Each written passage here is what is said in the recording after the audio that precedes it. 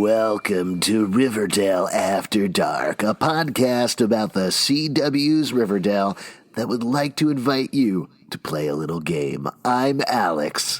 When you're wandering in the darkness and you're like, hey, what's going on, everybody? And everyone's like, fucking everything's going on. Mushrooms and fires and winds and praise and little tiny skulls and stuff. It's like, whoa, you sometimes need to just sit down and gnaw your arm off. I'm Justin. I'm Pete, and my brain is broken, okay? This show is too much all at once in ways that I was not ready for, and no, I can't. We should all just walk away. It's too much, man. It's very crazy on that. Like, I know we've probably said this multiple times in this podcast, but this is the craziest episode of Riverdale. Why? No, it's too much.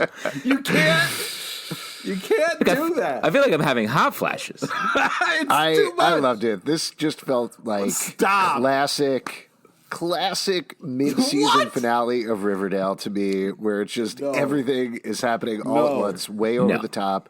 Honestly, we've talked about this a lot, and I think the structure of the season wind very powers. Weird, very Cheryl's weird. got wind powers. So ridiculous. It's going to go well with her archery. Like, we've talked a lot about the structure of the season, and it's not going to be abundantly clear until we get to the end here, what actually ties up, what pays off, how everything works together.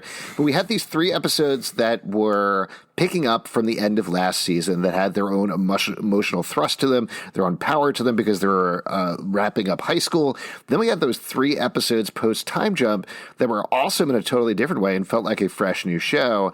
And then we had, I'm definitely messing up my count here, but I guess 3 more episodes that kind of felt like, oh, okay, this is Riverdale. This is kooky. This is wacky. There's a lot of weird stuff happening all over the place. They're going in a bunch of different emotional directions and following the characters. How do you explain this episode? Well, hold on. And like Justin said last episode, we like Riverdale. You know, in my mind, it was a little bit of a bummer because there was that propulsion to the post-time jump episodes, but it was still fun to watch. This is what I've been missing from the last 3 episodes, though, or so, where it's just these wildly, insanely over-the-top swings that are just make you feel like you're watching a fever dream or Jughead on maple mushrooms. I feel like I'm on the back of a flatbed truck watching television at 100 miles an hour when I watch this show. This episode was like a shot of fucking adrenaline. Not just one in the heart, but it's like, people should be fired or something. Like, this is promoted. These people should be promoted. You can't put stuff out like this. Pete, this is you this take is the writer much. of this episode, you take the director of this episode, you double hire them. All right, I don't know how you do that. I don't know how that works, but this was great. I loved it. This is not television. This is too. I feel like I need to talk to somebody because I'm not okay anymore. Like, this show has changed my life. You're on a podcast. You're talking to 2 people right now. Yeah, exactly. No, this is perfect. I'm not the same person I was because of this show. This is not right. I would like to maybe over the course of the episode, each of us find the tipping point where we each were like, well, this is when I lost my mind. I'll tell you what my tipping point was. When we get there, just something in my brain just shut off. Like, it was just like, nope, you don't have control of that anymore. That's gone. Wait, so what point was it? Should we say right at the beginning before we even get into the recap or anything? I'm curious. Pete, you seem to be the most emotionally affected by this episode. What was your tipping point? The Chicken Charles wedding was and I pronounce you husband and a husband. That's why my brain just fucking snapped. Oh, the one that happened at a child's birthday party? Yep. After a stabbing? Before a stabbing. Before the stabbing happened next. Let's get the timeline straight. Justin, what was your tipping point? I mean, I guess it probably was when Cheryl prayed for wind and then it came. And she looked up and was like, it worked. Not just Cheryl, but her mom, who broke out of prison in time, and also she Grandma didn't break out of Nana. prison. She cartoon broke out of prison. That Nightmare was the child, to tipping the point for window. me. There's a point, the first half of the episode, I mean, there's still ridiculous things happening, right? But that felt like consistent with the last couple of episodes. When the bomb goes off in the prison and Penelope once again comes out of the walls. Down with his drink and counts down for the boom. How's the timer work that's on his desk? How's Just the timer Natalie connect to the Bolt's- bomb? It Wi-Fi? was a voice timer. tick. It was a voice timer. Oh, my God. You got to say tick, tick, boom. Yeah. I'm really surprised there wasn't, like you're saying, a cartoon, just a round bomb that says Bob on it, 100%. or just a stick of TNT. Reggie in the corner snickering like a Looney Tune. Yes. But yeah, in that moment, Natalie Boat's expression when she comes out of the walls, I was like, I cannot believe Penelope came out of a wall again, but in an entirely different way. I was like, oh, here we go. This is it. And This is the way it. she And that looked was at the- halfway through the episode. She looked up from through the hole in the wall and was like, I'm a villain. It was that, and then while we're jumping around, the point that broke me, I think, was when Cheryl and Penelope considered maybe sacrificing Minerva to the Maple Groves. Yeah. And Minerva was like, I see where this is going. I'm going to She get out of ran. here. Cheryl, Smartest love you. person. See you Yeah. tomorrow for our date. This one is going to end with you murdering me, so I'm Just going to see you tomorrow. runs away. I did not I make it need to run away from safely this show. out of Greendale for this. Okay, that's what Minerva was saying. Let's get into the episode because Wait. there's Pete.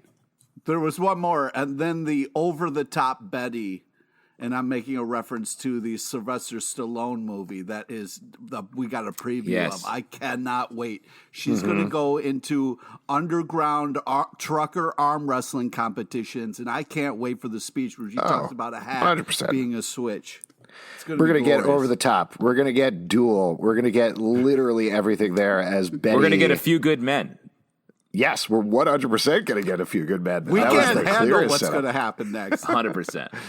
That was setup, I was like, Archie's going to go up against a general in a federal court? In front of the Senate. He's going to testify in front of the The Senate. sergeant whose idea was just to start shooting people? Yeah.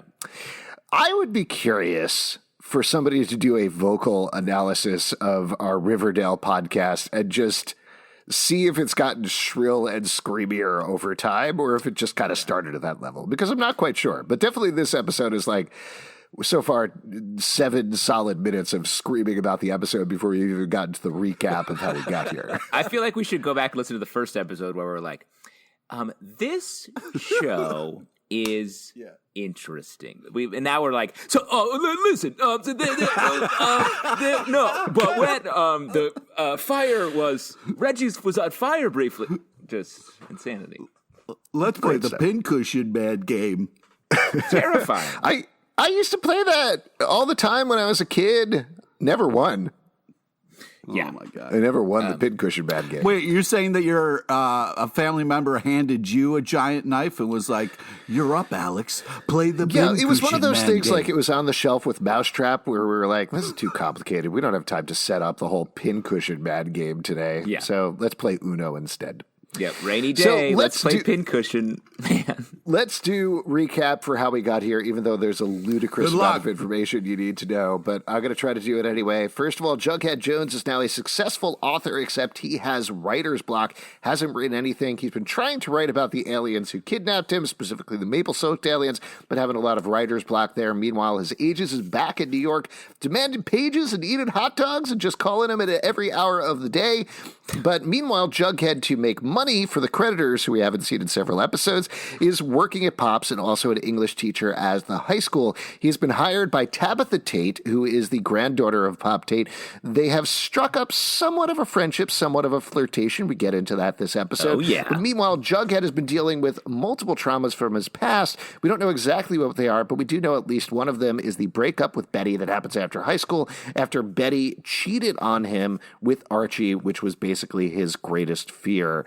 So that's all. Also, there's a sex bunker that is under. There's the town. always That's a sex bunker. Always a sex bunker. Meanwhile, Betty is a trainee FBI agent. She is searching for her sister Polly, who has disappeared and is presumed dead after there was a lot of blood left on a phone booth. That was reported by Glen, her kind of boyfriend, kind of full-time FBI co-worker. Where's the cat? Who Toffee, has the cat is missing. We get no clarity about that this episode. I'll spoil that right off. Very upsetting. But we do find out a lot more about... Toffee was next up in Pincushion Man. I think Toffee was right there. She was like, I'll stab that dude. He doesn't give a shit about me. I'm a cat. We're all psychotic murderers. Cat. Glenn hasn't changed my litter box in several weeks. Yeah, I'll stab that dude. So they're kind of dating, maybe not 100% sure. Alice found out that Polly was presumed dead when Glenn showed up in Riverdale last episode and took over the investigation along with the rest of the FBI. However, Betty has been working with Jughead a little bit to try to find out what's going on, and he has been looking into the Mothman aliens that have been plaguing Riverdale for years. Also important to mention are Juniper and Dagwood are the twin kids of Polly and Jason Blossom. We've only seen them very briefly. They're about 9 years old right now. Alice has been taking care of them while she has been dealing with multiple traumas from her own past, including the fact that Charles Smith, her son with F.P. Jones, who was in the FBI, was working with Betty and Jughead, turned out to be a serial killer himself. He was a vigilante kind of serial killer, at least thought he was, similar to Hal Cooper, who was Betty's dad, the Black Hood, who died. And also I should probably mention that Charles is in love with a chick who briefly pretended to be Charles and lived with Alice and Betty. And is the true hero of Riverdale. Honestly, hearing you say broke this. Yourself. You broke. I did. You just broke. Chick broke you. I want that to be on record. Chick broke you. I feel like I'm reading, in the Matrix when it's all just like random numbers and shit falling on the screen. I feel like that's what my brain is now. And it's just Riverdale details. This is definitely jumping ahead, but that amazing shot of Chick and Charles getting married as Alice marries them and Juniper and Dagwood in the background, I was like, if you showed this to somebody, there is so much you need to understand going into this one shot. It's insane. And just the breakdown where Glenn's like, well, here's the thing about your family. Your dad Hal didn't have the gene, but he was a serial killer. You do have the gene. You're not a serial killer. Charles has a gene. Is a serial killer. I was just like, what? They're rushing to just say this. Like they'd be like, hurry up and say all this genetic information. This is worse than Star Wars trying to say like the Force was genetic or whatever shit that was. No, I love Glen is everybody on Twitter being like, can you explain how the serial killer gene thing works for me? Because I don't, 100%. It doesn't seem consistent. It's not consistent. It's literally not consistent. Yeah, there you go. So where were we? Oh, we mentioned Cheryl earlier. Tony is off screen. We get a little clarity about that this episode. She's on bed rest leading up to her pregnancy. Little bit. Very little, but at least we got it. We were bummed not to get it last episode. It was nice to get it this episode. Cheryl and Tony are very much on the outs, but Cheryl is on the ins with Minerva Mabel, who is an art dealer. Played by Adeline Rudolph from Chilling Adventures of Sabrina. They're different characters. Don't worry about it. Totally different. And meanwhile, Cheryl has a very tenuous relationship with the Blossom family curse. She seems to have broken out of that now, but Nana Blossom, her crazy grandmother, is very much into that. How was she the crazy one? You can't even, I mean, that whole family. Like, just pointing out Grandma Nana is the crazy one. It just seems like... Each one of them is crazier in their own way. I mean, pointing out Nana. Let me throw this out like, to you. One of them jumps out of the walls like a cartoon character. Like how is Grandma? Name a character who is acting rationally in this show. Name a sane person. Glen. Glen? No, Glen is what you come up with. Glen's what you're coming up with? No, not Glen. Are you serious? That's a good question. Who is a sane character? I would say Tabitha? Pop, but he's not. No. Tabitha, maybe, except for the fact by the end of the episode, she except for handcuffs Jughead and leaves him for the night. Truth? Yeah. Truth? Okay. Yeah. Definitely not Archie. No. Mr. Weatherby? No, not Mr. Weatherby. No. Anyway, we're getting a little lost here in the middle of the recap. There's still another 15 minutes of recap to go before we really wrap up here. Archie was in the army and is now working at the high school and is dating Veronica, who is was married to Chad, is trying to finalize her divorce there while she opens up a jewelry store on the bad side of town in Riverdale. Chad and Veronica had an accident, a.k.a. the accident, back in not Martha's Vineyard. What do they call it? Gartha's Vineyard? Marshes? I don't know. It's very close, yeah. Yeah, I forget actually also, but Okay. It's like Marshall's. But they had a helicopter accident, and Veronica was in a coma for a while. We find out a little bit more about that this episode. I could certainly speculate. What else is going on? What other characters are there on this show? Oh, we were in the middle of saying Cheryl and Minerva are kind of dating.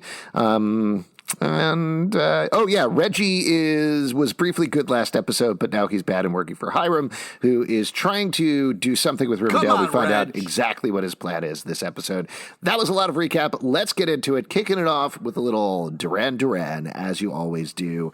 One little note that I'll mention that I actually thought was really nice is the first two scenes of the episode were a trucker pulling away from Pops, and then we go into Pops and we see Jughead and Tabitha. And the last two scenes of the episode were Betty as a trucker pulling away from Pops, and then Jughead and Tabitha, which I thought was a nice little structure of the thing. That's all. Trucker sandwich?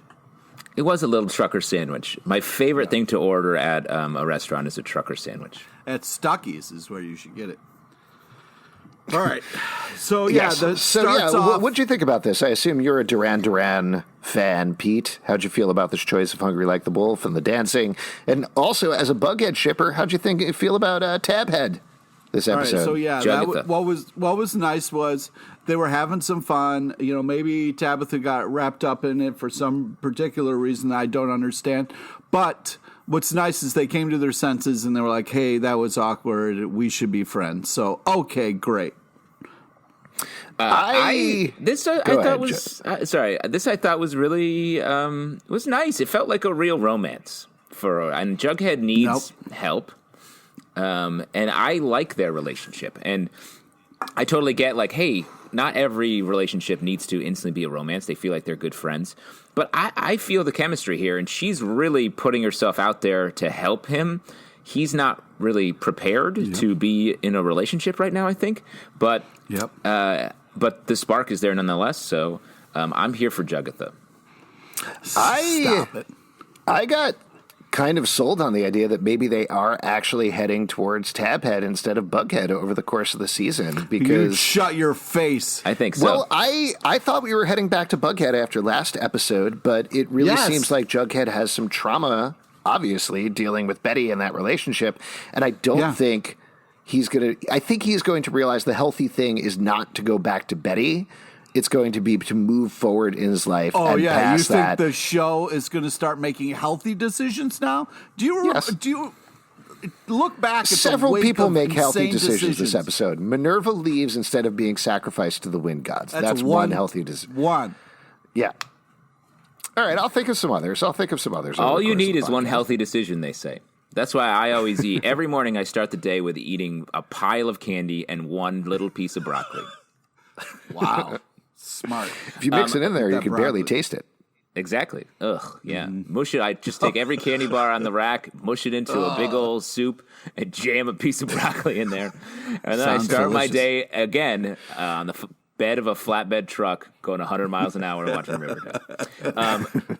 Let me throw some other evidence for you, for your point, Alex. In Jughead's trip, during his trip, Jessica and Betty have an equal amount of time. Like, I think he is equally traumatized by these relationships.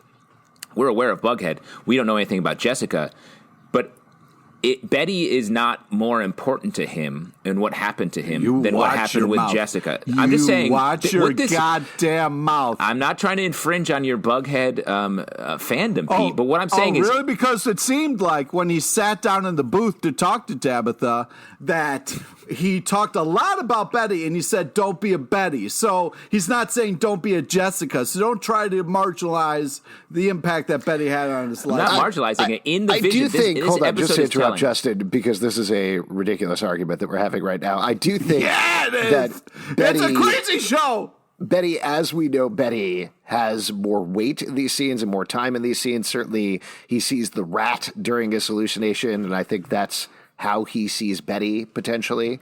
What? But I do think this Did you just call there's Betty a rat right now? You didn't just call Betty a rat. That's the whole scene. She's talking about betraying him to Archie. I'm here for That's hashtag rat, that's how rathead. he thinks about her. I don't think about Betty that way. I don't think about the Bughead situation or the relationship that way. But I do think that's how Jughead feels about Betty at the current time. But the other thing that he's going to have to deal with, there's another piece of his trauma we don't know about. You see those two headlights coming at him. That could be potentially Jessica and Betty, this oncoming car of this relationship of how he's feeling. But I do think something else happened to him back in the day that he's going to have to deal with. But regardless, he needs to move past these things to move on with his life. That's my point. Hashtag rathead. Yeah, Pete is completely checked out of the podcast at this point. I can't believe you just straight up fucking tried to call fucking Betty a rat and then Who's be the like, rat oh, then? yeah, it's... Is it Raimi from Ratatouille? Was that who he was? It was just he was you're in a fucking traumatized. crazy sex bunker. I'm sure there's rats all over the fucking place. Maybe you want to, in general, you want to keep rats out of your sex bunker for a lot of reasons. Sure. And secondarily, I think Alex is onto something. Maybe we need a rat to drive Jughead's brain so he can write better. Sort of a Ratatouille situation. So that's who wrote. That's who wrote it. Was the rat? That's why they. That's showed why it. that explains why Cole Sprouse has longer hair after the time jump because he needs room for the rat to maneuver. Exactly, rat writer. That's what we're coming up on something here. This is good. This is the Because theories there's no that people way want to with hear. the drugs that he ingested that any of anything that he written was coherent at all. Oh, before we move forward, I have a question. Did Jughead do drugs in this episode, or did I do drugs and watch this episode? I can't tell. Hard to tell. So that's the first scene of the episode that we just recapped, in case you weren't clear. Moving on, Glen and Betty are at the 5 seasons. Clearly, they have restruck up their relationship here. He wants to know about their family, and we get this whole plot line as we're jumping all over the place with this recap right now.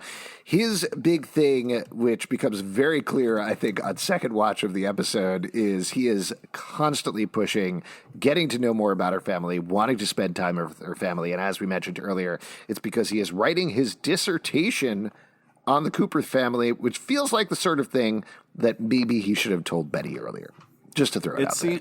Yeah, it seems like he's using Betty, and, she, in kind, stabbed him in the gut. I think it's fair. Yeah, I mean, this is an interesting turn because the way Glen is acting, it does seem like he wants a relationship with Betty, oddly, in his own, Glenny way. So the dissertation thing, I was like, what? I mean, all the Glen stuff. First off, Glen starts the episode in a robe, which is, you don't want to be making decisions in a robe. That's the way I try to live my life. But the other thing Put your about pants it on. I make my best decisions in robes. What are you talking about? Glen is arguably a more effective FBI agent than almost anybody we've seen on the show so far. Shut the fuck up. I mean, yes, that's definitely true. All the other FBI agents were lying fakers pretending to be FBI agents. He said, there's 10 agents searching a highway. That's not happening. That's what they're doing. No. They, over the course of the episode, the details Glenn that we said get is, I love the line, this is an official investigation, no Jugheads allowed.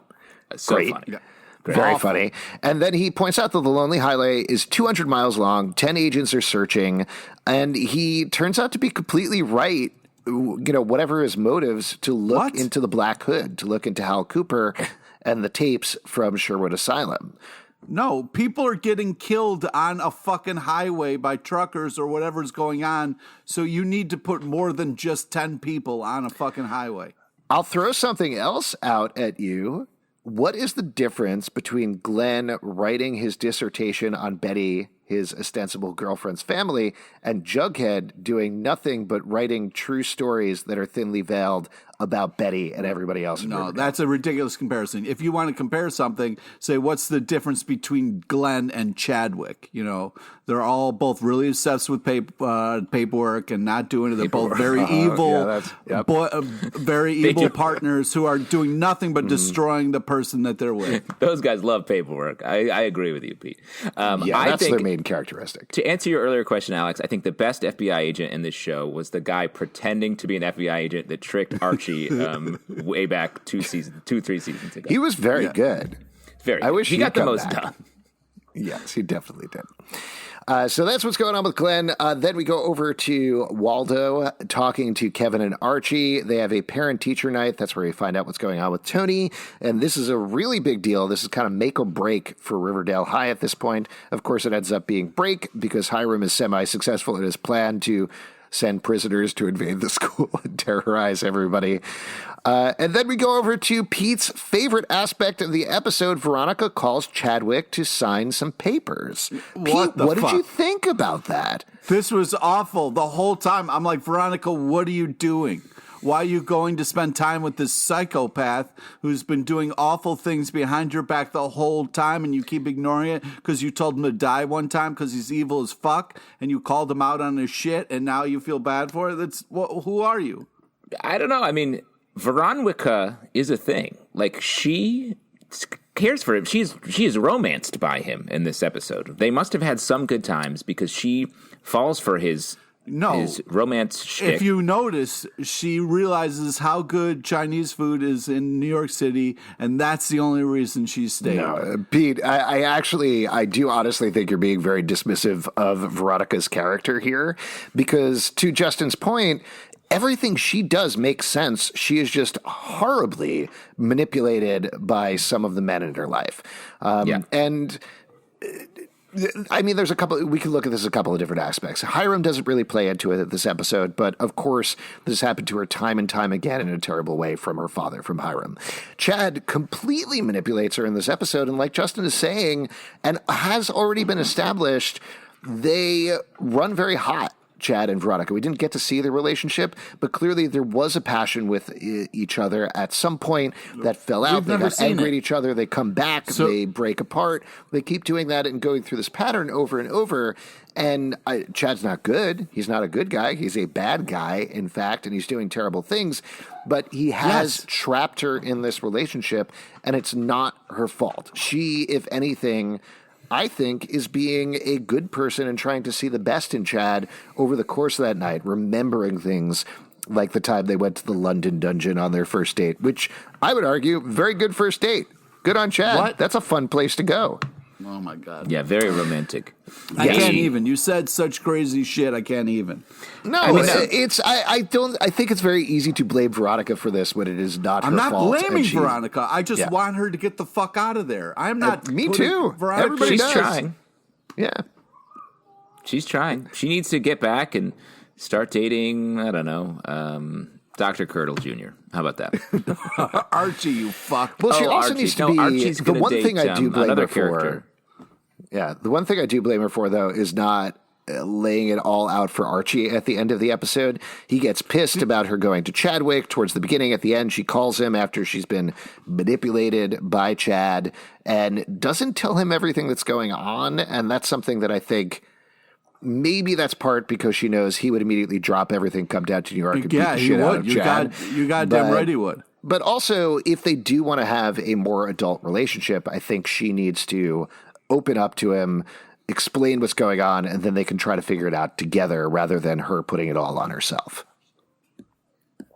Yeah. Yes? She needs to get the fuck out of there. Is what do you see the way she's trying to get divorced from him? Poured wine, the way she looked at that wine and then looked at his glass because his glass was already poured. Like, that's, come on. But here's she doesn't the thing. Trust the guy. Veronica, like, we can move on after we say this, but like, Veronica is someone who, like, she's always fighting for the people in her life, and she really believes in them. And I think even if Chad's a villain, she believes in him or believed in their relationship at one point. And like on the Running Hot and Cold, like they were all caught up in like Wall Street, She-Wolf of Wall Street, all that stuff. It feels like that's tied into their relationship, the highs and lows, the gambling nature of it. And so it's very hard for her, I think, to give up on stuff. Look at the way she got back. She saw Archie. She's like, I'm going to go back to buying him something he wants. And then their relationship kicked off. Like, despite not dealing with literally any of the baggage that both of them have. She's still married, and she's like, I'm going to buy Archie this fire truck, and we're going to start kissing in the school again. Well, speaking of which, I will say the one thing that I really do not necessarily blame them for, but thought was hilariously weird was Chad being like, I got these secret pictures of you two kissing in the middle of the football field after the football game where everybody was. Ha ha. Which, mind you, yes, he could bring up in court in divorce proceedings, but at the same time, I was like, I could have taken those pictures. Chadwick, how did you hire a private detective to do this? He's like, I pulled this from your social media, Veronica. I'm so sorry. It was very obvious you were making out with Archie. It was all hashtag Varchie, so yeah, I just clicked through that. Hashtag Varchie, hashtag Endgame, hashtag don't show this in court, Chadwick. Then we go over to Cheryl and Minerva frolicking among the maple trees. Such a funny shot. So funny. So funny. This was the point. Like, I'm not going to be a sugar of it shipper necessarily, but it was very funny seeing them together, and clearly they're having a good time. They discover the maple trees are empty, which isn't really a thing that happens. No, definitely not. Like, empty, where did it go? Sap is what keeps the tree alive. Yeah. It's like if you were like, oh, don't talk, something's wrong with Archie. He's no blood. He's out of blood. We need to pray so we get some more blood into Archie. Yeah. So the maple trees are empty. She has a very funny line where she says, I'm shooketh, which was hilarious. And then Nana says that the curse has sucked the maple trees dry and they must pray, leading to the new religious storyline that's coming where it looks like, not to jump ahead for the promo, Penelope is starting up a religion based around wind or maple trees or something. It feels very pagan. The pagan diorama or whatever they have laid out on their table that they pray over later, I was like, this is very well art directed for a group of crazy people. Jughead gets a landline phone call on his cell phone based on the ring. Yo, this whole thing, the agent, Mr. New York City, the hot dog agent being like, hey, Jughead, I got a pigeon just dropped a note in my lap. Maybe you should switch your styles last minute and start writing like Stephen King. No big deal. I'm going to finish eating this hot dog. Hey, I just got out of a taxi cab with Broadway tickets. Gonna go have a rat jump on my shoulder. Never sleep. New York, bye. Hey, Jughead, just a quick thought. Why don't you completely change who you are as a person for this meeting coming up? I think that's a good idea. Excuse me, I gotta grab a slice of pizza and eat it folded like this. Hey! I love that guy. I love Sam. He's my favorite new character. Such a fun cutaway. Hey, this scene's only 20 seconds, so I better say all this New York stuff real fast. Bye-bye. So Jughead has to pop out some new pages for Pop Culture Weekly, so he's kind of concerned about that. Then we go back to Reggie. He gives his loyalty back to Hiram, and Hiram reveals his plan. Come on, Reg. Which, despite how it's executed, Hiram's plan is remarkably reasonable, I thought. The fact that he's mining for palladium, a real metal, and trying to get it out of the ground was like, oh, okay, he wants to mine under Riverdale. That's it. It's not he's working with the mole people and the Mothmen to do whatever. It's just he wants to mine some metal and become rich. Pete, what? Oh, okay. I thought you were dismissing the fact that he's literally like taking people's land and burning it. Like that's not a normal thing. No, like I'm saying, the execution of his plan is very ridiculous and very Riverdale, but the actual plan itself to get rich mining for palladium is fine, I thought. It was remarkably. Sure. It's crazy to introduce how much of that is suddenly underneath the ground. And in a show where there's so many names tailored to the show, the fact that they said palladium, I was like, okay. Sure. Yeah, I know. Yeah. You guys could come up with anything, or what happened there? Really caught me off guard there. You just called it what it was. Why? So then we go over to Archie's storyline. As we mentioned, General Taylor is visiting Archie, says he was nominated for a Silver Eagle for saving Corporal Jackson. Archie doesn't feel right about it, though, and then immediately takes it to the people who would know best, his students, and asks them about following orders without questions right in front of his general. Good lesson, Archie. That poor class is so emotionally leaned upon. It's tough, man. That is a tough class. Yeah. We get a couple of scenes before that, though. Jughead hasn't written anything. He tells Stephen King to go screw himself. Not very nice. And then Betty and Glen are listening to tapes, and as mentioned, it turns out that there is a bit of connection there because Hal, after not getting any from Alice, started to connect with women on Ned's list, which is the same way the women on the Lonely Highway are making connections. So a tenuous connection, but perhaps there is actually something there. And Glen might be onto something with murders happening for decades at this point. So you can't say Craigslist, but you can say Palladium. Okay, cool. This was interesting in that it was something that feels like a larger story that is not touched upon again. But like connecting Hal back to this, I'm just curious how this is going to sort of open up. They sort of say here that the person who's doing these killings is older. And there aren't a ton of older characters on this show currently. So I do think, and this is just pure speculation, mind you, but I do think what we get here is a tease that, like Glen says, Hal doesn't fit into this pattern of the Cooper family with the serial killer gene, so why does he kill people? I think we're going to get a retcon about the Black Hood and how he's part of potentially a bigger serial killer cult or a murder cult or something like that, something having to do with the Lonely Highway, something to do with Ned's list. They casually said an assortment of killers. So that was like a thing that it seems like maybe could be potentially. Yeah, potentially. But we'll have to see. It's sort of the beginning of this thing. And it does make a lot of sense for Riverdale to keep tying back to its own past and mining there for its own palladium, which is craziness. So then we go over to Veronica's jewelry store, which is open. It looks very nice. She gets great. Gets the pic of her and Archie kissing. And then we get the new biggest ship in Riverdale that everybody is super hot for. I'm talking, of course, about hashtag Nagy. Reggie comes to visit Nana, gives him some flowers. what are we thinking? So sweet. Are you, Pete, I'll ask you first, are you Team Nagy or Team Papa Nana? Pop Tate and Nana from the 70s flashback a couple of episodes. Okay, all right. Yeah, I'm Papa Nana. Your hashtag Papa Nana team. You want Pop to get back with Nana? Mm-hmm. Mm-hmm. Interesting. No explanation. That'll be. I don't know what are they going to talk about. Nana seems like she has a lot of different ideas about what reality is. Wait, what about you, Justin?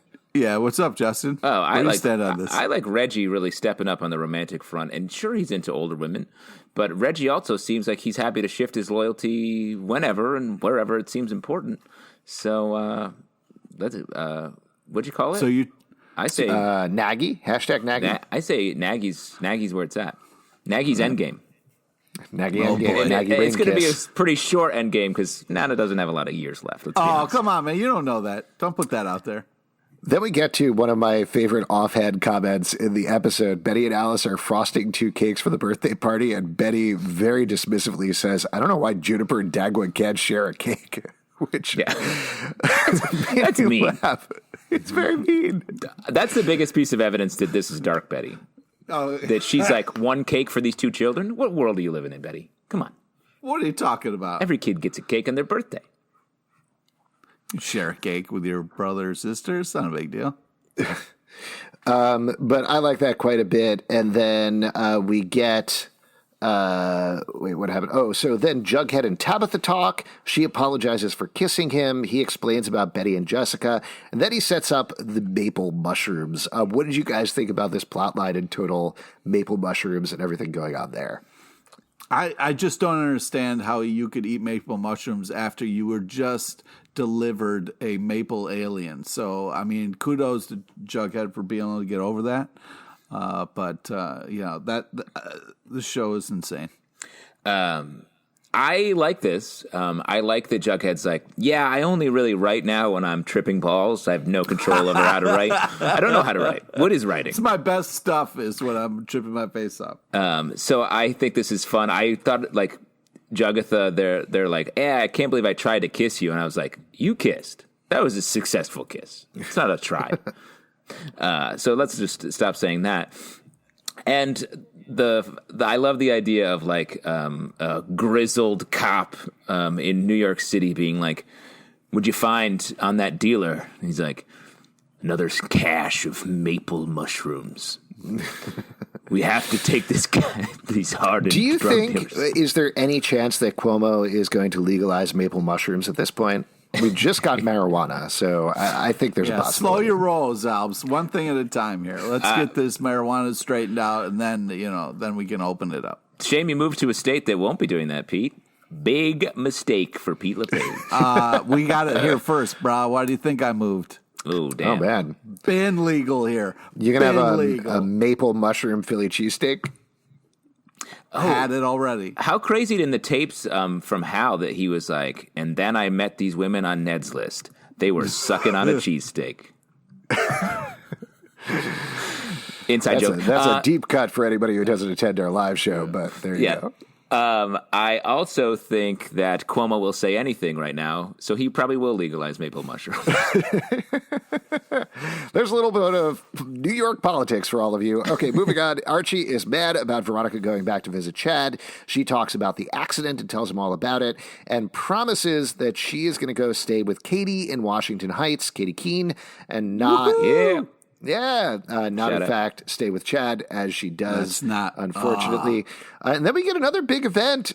Juniper and Dagwood pushed a kid down the stairs. Alice and Betty sit down to talk to them about it. Again, on the normal names front, the kid that they pushed down is named Jerry, which struck me as like surprisingly weird. He's not like Jerry Jumpin' Flash or whatever.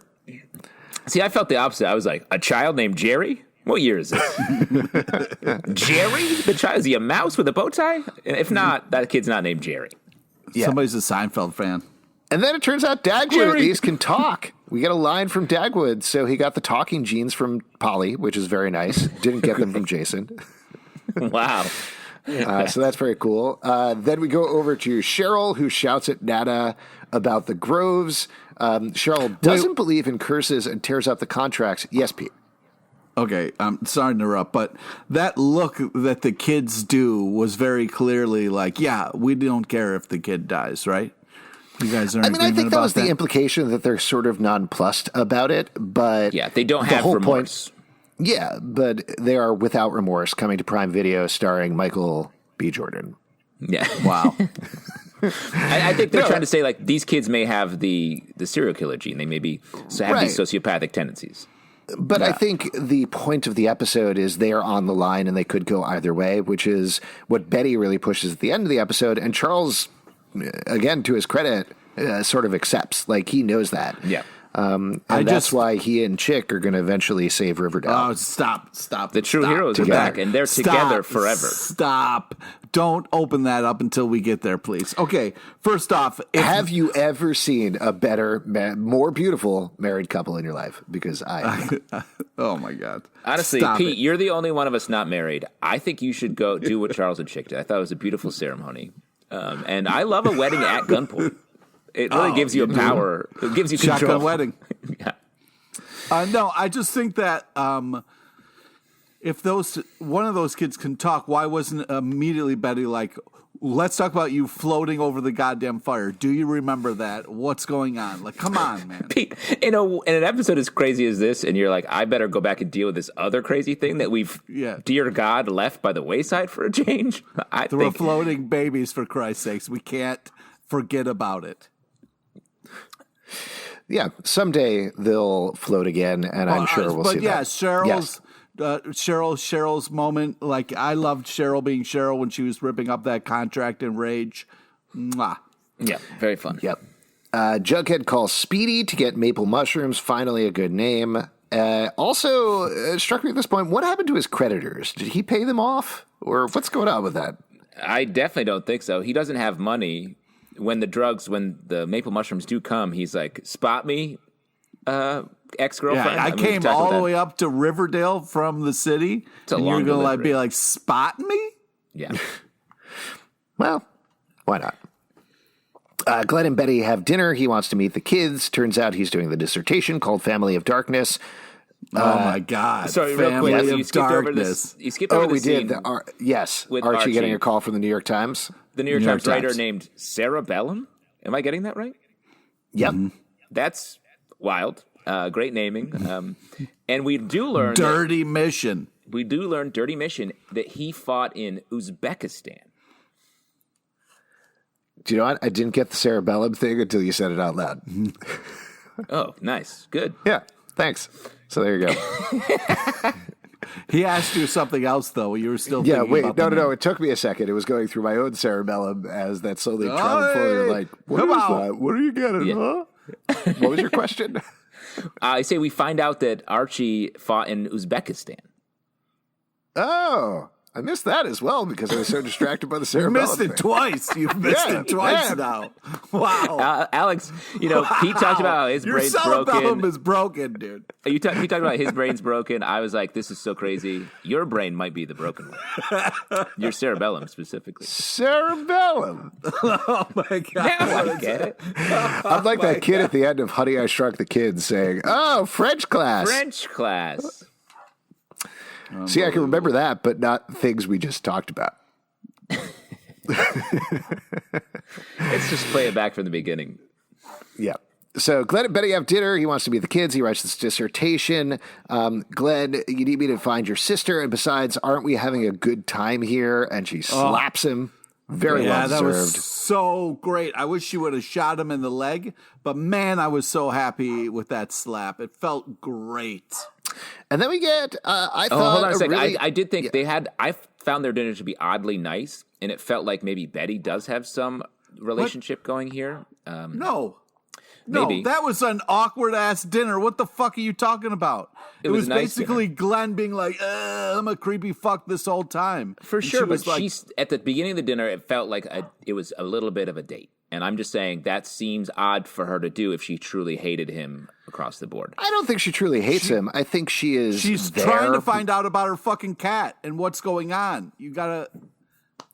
She doesn't care. She definitely wants to know about Toffee. Weird that she hasn't asked, but I think she's there. Like, it's one of those relationships like, yeah, I'm in a relationship with this guy. That's fine. Yeah. And as we know, Toffee is in Glen's briefcase with the front is filled with food and the back is filled with litter. And the cat is just happy in the briefcase. The cat is the co-author of the dissertation. Yes, exactly. I mean, Toffee has a lot of firsthand evidence.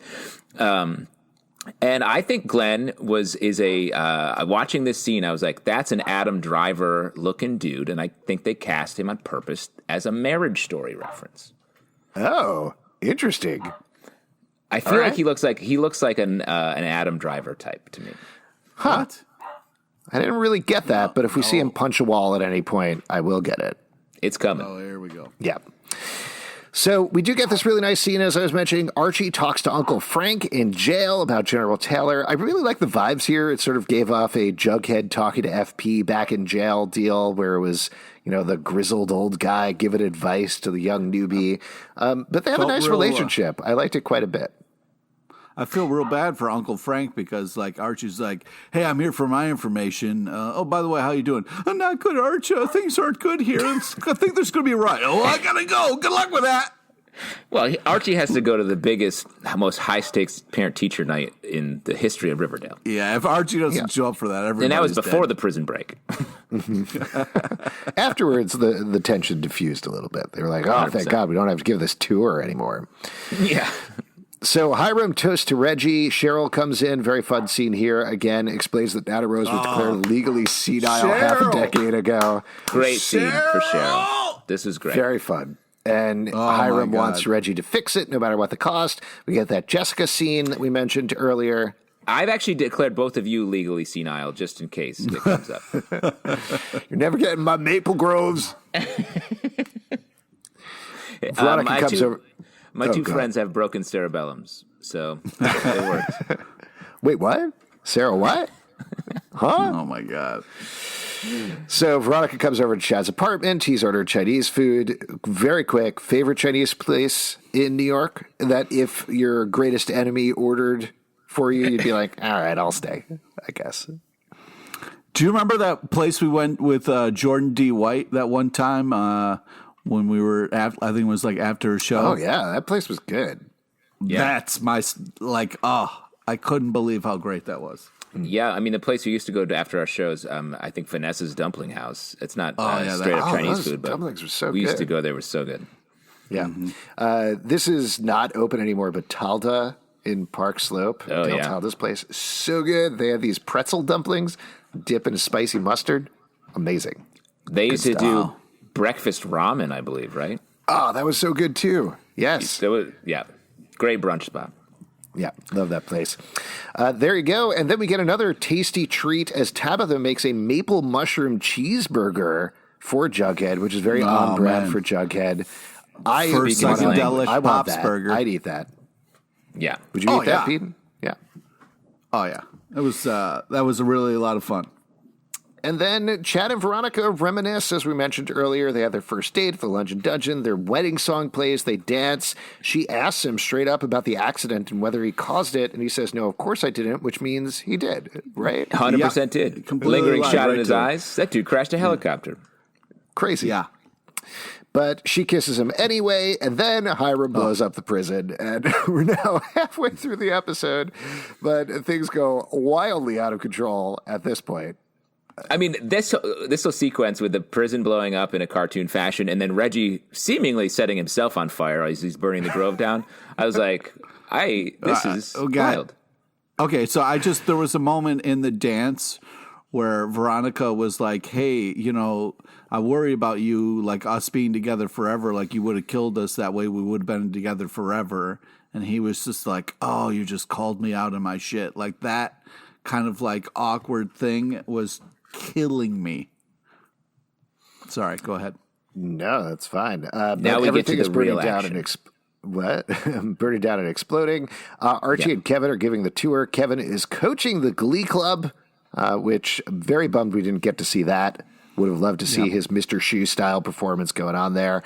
The lights go off, at which point the doorbell rings at Juniper and Dagwood's birthday party, and enter the heroes of Riverdale. Charles is there, so is Chick. Love this scene. I loved them walking in. This must have been, when they were writing this, just a moment to savor.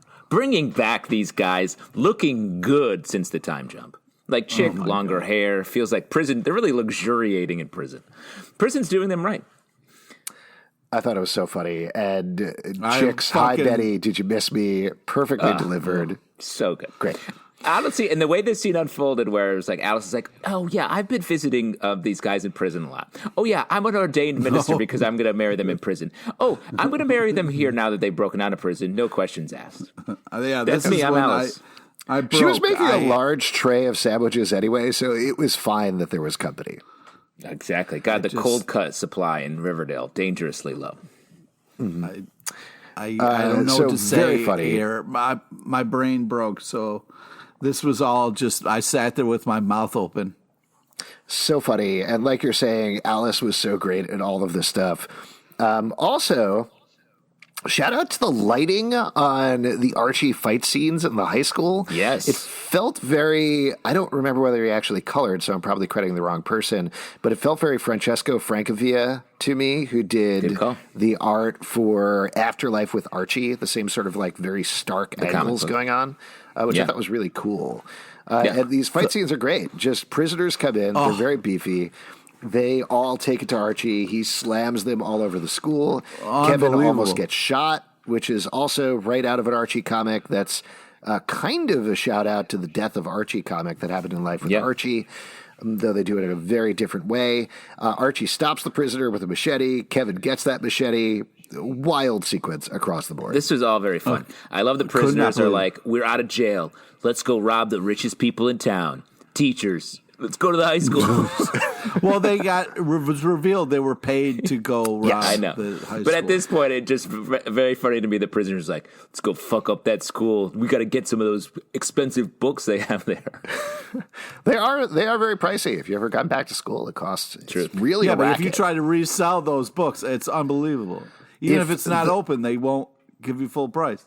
If the Palladium thing doesn't work out for Hiram, he should definitely look into college textbooks. I would get so pissed because after they rip me off, they'd be like, "Do you want a lollipop?" I'd be like, "Go fuck yourself." Yeah, I want a lollipop. This feels like a personal story, and I don't know what you're talking about, Pete. You never got upset when you try to sell your books back? Why are they giving you a lollipop at the campus bookstore?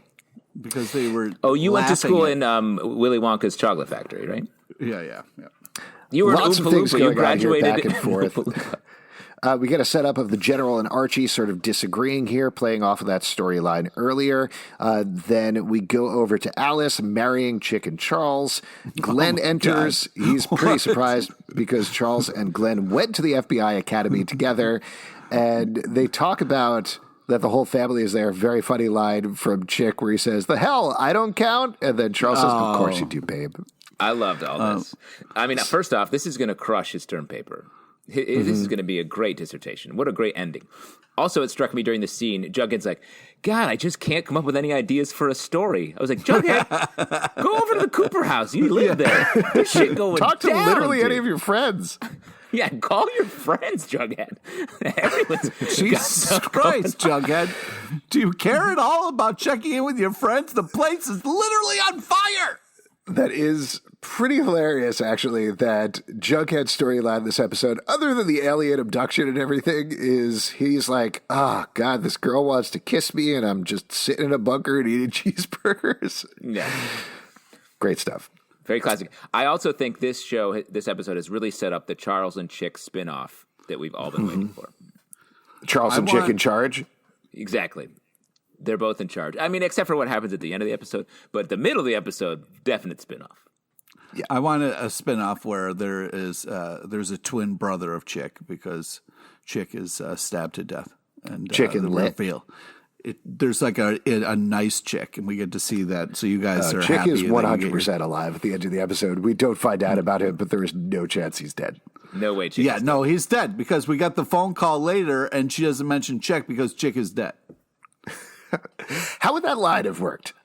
How would it possibly? Glenn survived that flesh wound. He's fine. Also, Charles should recover. Also, Betty Chick is threw fine. a knife into Chick, hit him in the chest. Chick ain't. Charles Chick got ain't coming shot back in the from center that. of the chest, too, and he's going to That's where the heart is. That's where the heart is. I thought for sure Charles was dead. But we see Pincushion Man, which gets fucked up fast. I was like, oh my God, this is so intense. Just handing out of a baby a giant knife. I was like, this show shouldn't be on television. This is not right. Betty takes the knife from baby Juniper.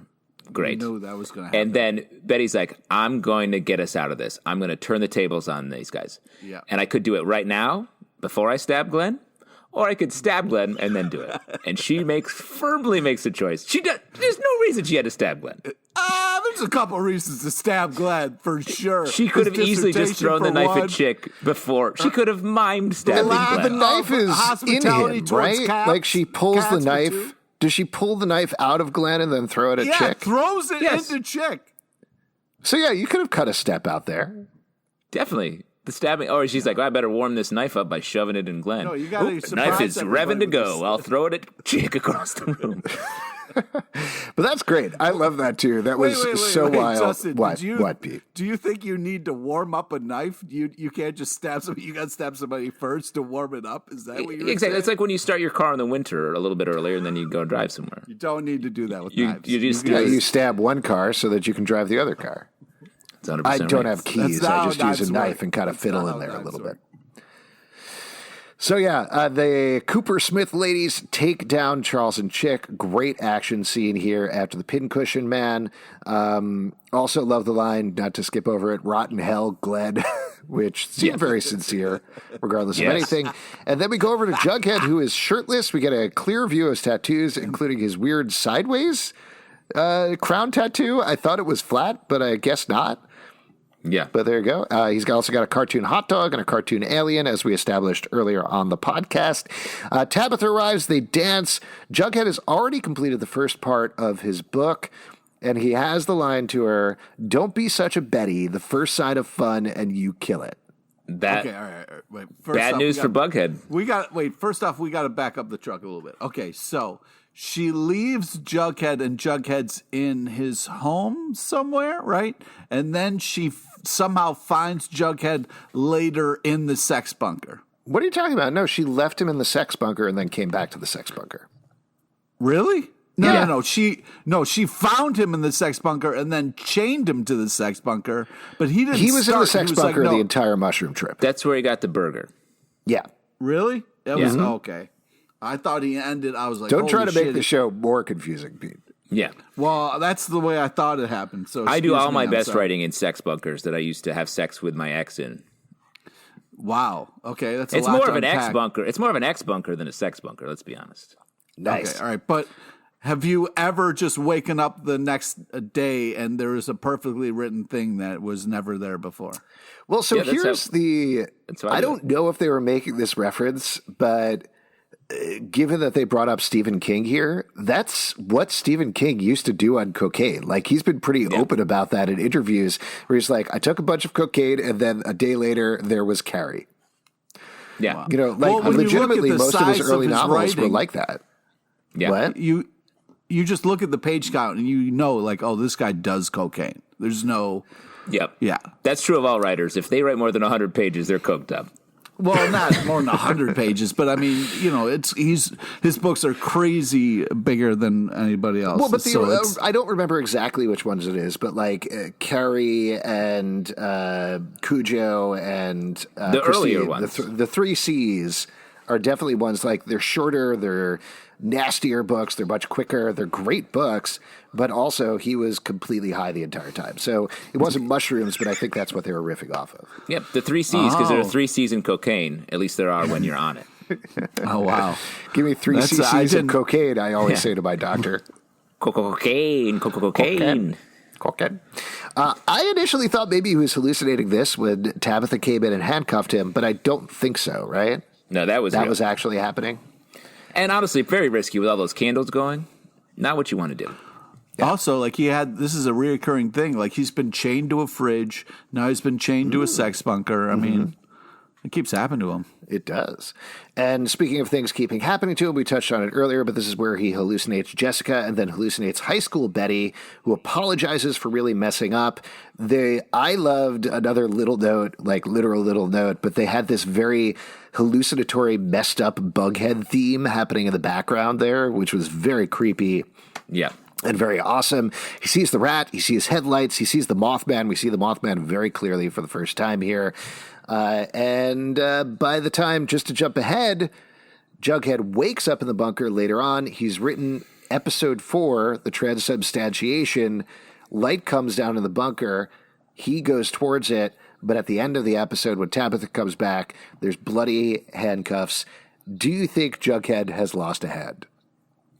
That would be amazing. wild. No, that would be amazing. For the whole rest of the time, he's got to go one hand. Oh my God! I mean, You they've just done it blew on my shows mind. before. Lots of shows. I don't know. I don't think so. I don't think they would No. mangle him so badly, but he probably like broke his hand to get out or something like that. But there's a lot Just of blood dragged there. it. A lot of blood. But if he gets an attachment, if he did lose his hand, I feel like you get a little like burger holder for the end. Mm-hmm. Yeah, That'd be perfect. absolutely. We go back to Cheryl and Minerva. They're dancing. As we mentioned earlier, Penelope comes back, tells her the maple groves are on fire. And the dialogue here, I cackled. The dialogue. I mean, she's like, nightmare child, turn around, let's go to the window. Like that whole thing, just her entrance. She gets the nightmare child in there and then was like, there's a giant fire you guys are missing. Unbelievable. And the curse of our ancestors demands a living blossom must die unless we kill the interloper. And as we mentioned earlier, the oh hell no and Min, wait. Very funny. Very cute. I love And then when they all pray for Penelope wind. and it fucking works. I love when Penelope calls Cheryl Nightmare Child, like, endearingly. Like, that's just her name now. It's very cool. Great. And then we go over to... Well, that's the thing. Oh, yes. It's because there's all three of them praying who's the one who did it. Because it seemed like Cheryl looked up early, so it was almost like maybe she doesn't have the power. And then the camera went to Grandma there. So I feel like maybe Grandma has the wind powers. What are you drilling down on whose prayer was answered? I did love Nana's praying, which she was definitely speaking in tongues at that point. I was trying to read her lips a little bit, and she was clearly like, very funny. Good stuff. Can't wait to follow that storyline. That'll be nice and reasonable until Tony gets back from her bed rest. And then we go over to Veronica and Chad, who talk. Turns out he didn't sign the papers. In fact, was putting an investment scheme, put the jewelry store up, and essentially blackmails Veronica into staying into a relationship with him. Yeah. Horrible. Absolutely horrible. Poor Veronica. As we mentioned earlier, she calls Archie, says she's staying in New York. He says, fine, have fun, and hangs up on her. And also with Archie, anyway, we get the setup of this Few Good Men thing. I mean, of course Archie's upset. Like, he was afraid this was happening. He was worried it was going to happen. It was all part of Chad's evil plan. He saw it coming a mile away. So how's he supposed to react? No, I'm just saying the delivery on fine, have fun was funny to me. That's But also, Archie doesn't know anything about the scam, and all that. He's just like, okay, do whatever you need to do. And I think he's going to obviously devalue their relationship with Veronica, and maybe there's another person on the show he could, reignite a passion for. Nana Blossom? 100%. That's what I'm talking about. Get that classic triangle. Love triangle. Yeah, from Reggie the comics. Reggie and Archie and Nana Blossom. We all know. Yeah, I love that. So many issues I would just be up late in this reading. show, who would question it? Yeah. So Archie tells the general that he won't take the medal. The general says, well, I'll make you a traitor, setting up the Few Good Men episode. We're definitely getting down the road. I can't wait. I feel like they could have even said, I'm sorry, Archie, but I'm almost thinking that maybe you can't handle the truth. Yeah. Hey, I don't know if you know, there are men on these walls. Archie, did you know about that? A few of them. There are a few of them. Yeah. And they're pretty good. There are a few good men. Then we get it over to one of the big highlights of the episode, completing the trilogy. Archie and Frank are eating Tostitos. Completing the trilogy started with Hiram's Doritos, continued with Jughead's Lay's, and finally we get some nice Tostitos scoops going on. Good chip. Good for getting salsa. So I appreciated that. Jackson comes down. A lot of flannel going on in this house right now. And we get a tease that Mary is going to try to get Uncle Frank out on parole. So very nice scene across the board.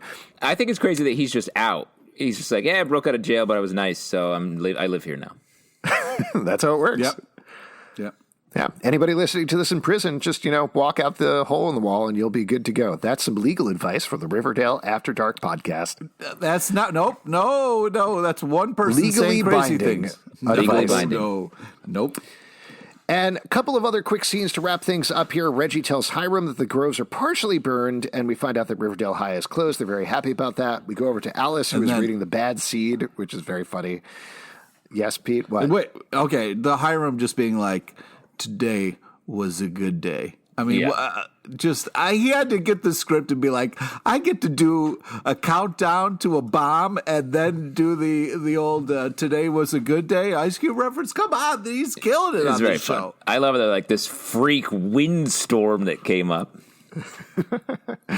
Good stuff. As we mentioned, Alice is reading The Bad Seed to find out more about what's going on with Juniper and Dagwood. Glen has a flesh wound. Charles in the ICU. We don't know about Chick, but Betty tells Alice that they've moved the Lonely Highway investigation up to Derry, so they're going to probably start looking into some missing kids and clowns and things going on there. Another Stephen King reference. And Betty is going to drive a big rig looking for justice. Yes. There we go.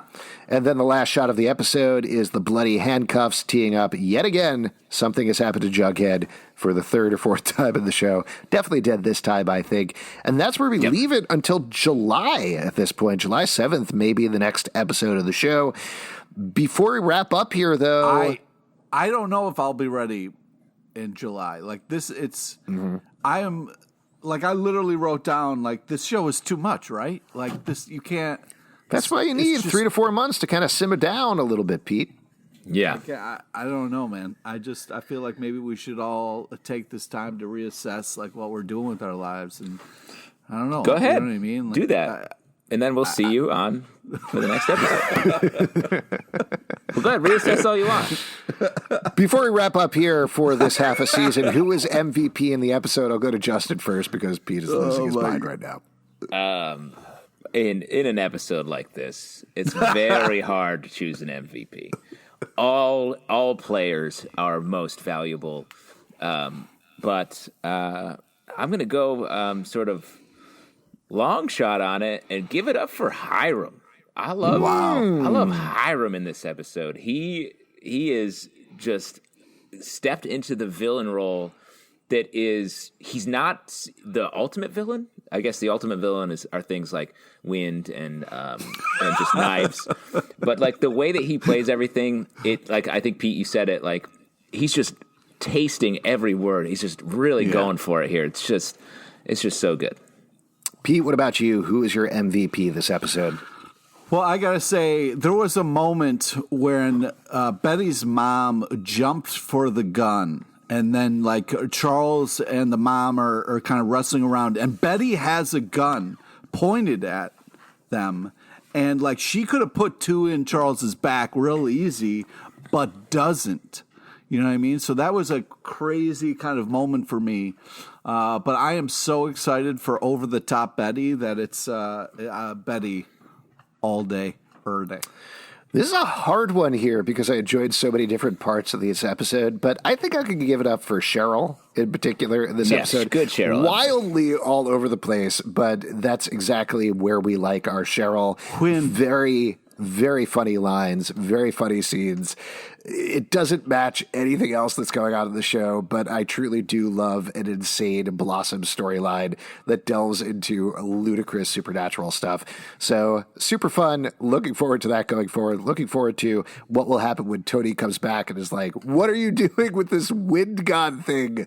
Because that'll be fun as well.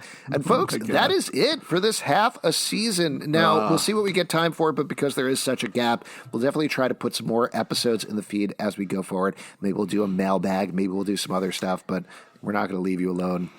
Definitely not. We got to do a speculation episode. Like we got some stuff coming. Wherever you are, I hope you're doing okay. This was a lot. This was a lot in this episode. I hope you got somebody to talk to. Otherwise, reach out because this was a lot. I think I'm going to spend the time off watching 1 minute each day, 1 minute of this episode, so I can finally really, really absorb it. Oh, my God. If you'd like to support our podcast and other podcasts, we do patreon.com/Comic Book Club. Also, we do a live show every Tuesday night at 7 p.m. to Crowdcast and YouTube. Come hang out, and we will chat with you about Riverdale. iTunes, Android, Spotify, Stitcher, or the app of your choice to subscribe and listen to the show on iTunes. In particular, leave us a comment and rate us. We appreciate those quite a bit. Socially, Riverdale Dark on Twitter, Riverdale After on Instagram, Riverdale After Dark on Facebook, comicbookclublive.com for this podcast and many more. Until next time, Cerebellum. Wow.